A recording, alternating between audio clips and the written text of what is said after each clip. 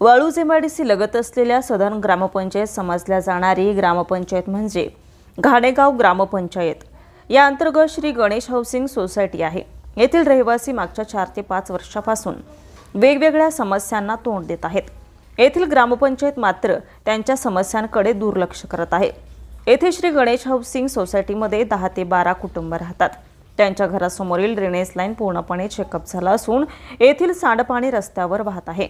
दुर्गंधी, डास, माशा अशा अनेक आरोग्यांच्या समस्या त्यांच्या समोर निर्माण झाल्यात। 1 महिन्यानंतर पावसाळा सुरू झाल्यावरती ही समस्या आणखीनच बिकट होते अशी येथील नागरिकांची मते आहेत।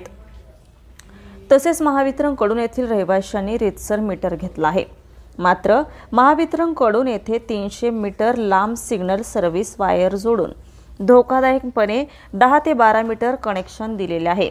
हे सर्व्हिस वायर पूर्णपणे अनेक ठिकाणी जीर्ण झालेले आहे। सर्व्हिस वायर पासून कधीही अपघात होऊ शकतो, त्यामुळे महावितरणच्या अधिकाऱ्यांनी याकडे लक्ष द्यावे अशी मागणी नागरिकांमधून होत आहे।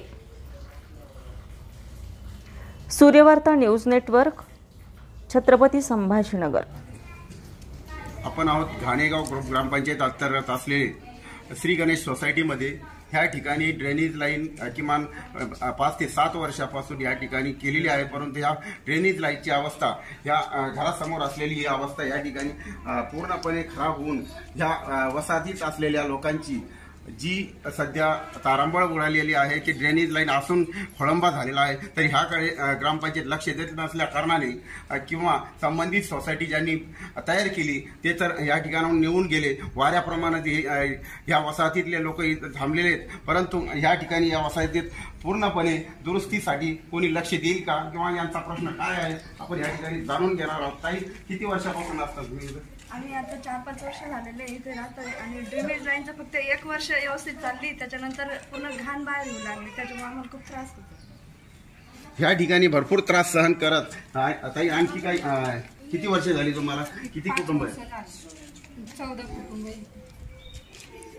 ह्या ठिकाणी किमान 14 कुटुंब राहतात। आणि दादा, काय काय अवस्था झालेली, नेमका काय परिस्थिती तुमची? 2018 पासून आपण जे यांच्याकडून छाबडाकडून घर घेतलेले, रोज घेतलेले, त्याच्यामध्ये त्याने आपल्याला लाईटचं वगैरे करून देतो सांगितलं होतं, ड्रेनेजचं करून देऊन सांगितलं होतं, एमआरडीसीचं पाणी उपलब्ध करून सांगितलं होतं, 20 फुटाचा रस्ता हा उपलब्ध करून देण्याचं सांगितलं होतं, पण आत्तापर्यंत त्यांना काहीही काम केलं नाही।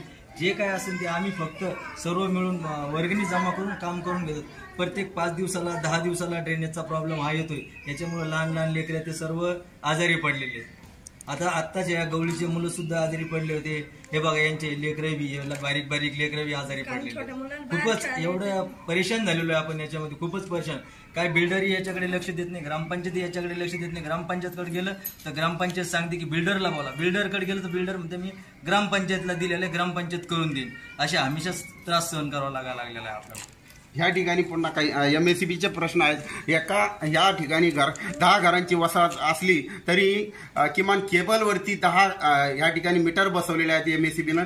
नेमकं 300 फुटावरून अंतर असलेलं आहे। एका केबलवरती 10 मीटर असून किमान ह्या केबलवरती इतका धोका निर्माण झालेला आहे की केबल जर तुटली तर पूर्ण लाईन बंद होते आणि 300 फुटाच्या अंतरावरून एमएससीबीनं एवढ्या मोठ्या धोक्याचं वातावरण या ठिकाणी बनलेलं आहे। आता नेमकं एमएससीबीचं किती वर्षापासून हा भोंगळा कारभार?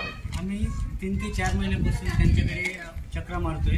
त्यांनी 10 मीटर आमच्या पूर्ण सोसायटीमध्ये कोटेशन भरून आम्ही 10 मीटर घेतलेली। एका सर्व्हिस केबलवर सगळी मीटर चालू आहे आणि 300 मीटर पासून पोल एकच आहे। रेग्युलर मध्ये महिन्याला मंथली किती बिल भरता तुम्ही? आम्ही एक 350 ते 400 रुपये बिल येतो आम्हाला, कधी 500 किमान या ठिकाणी 500 ते 300 रुपयापर्यंत एमएससीबी बिल वसूल करते, परंतु कुठलीही सेवा या ठिकाणी देत नसल्या कारणानं येथील लोक किमान अशी परिस्थिती झाली आहे, असून खोळंबा नसून का अशी परिस्थिती या ठिकाणी झाली असली तरी संबंधित ग्रामपंचायत याकडे लक्ष देईल का?